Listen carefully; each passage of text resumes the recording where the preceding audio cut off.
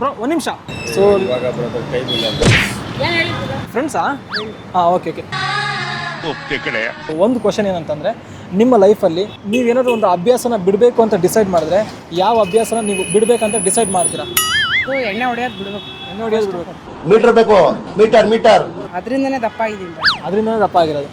And ಬಿಡೋಕೆ ಏನಾದ್ರು try ಮಾಡಿದ್ರಾ? ವರ್ಷದಿಂದ 3 ವರ್ಷ ಜಿಮ್ ಮಾಡಿದ್ದೀನಿ. ಹಾಂ, ಒಳ್ಳೆ ಫಿಟ್ನೆಸ್ ಮೇಂಟೈನ್ ಮಾಡಿದೆ.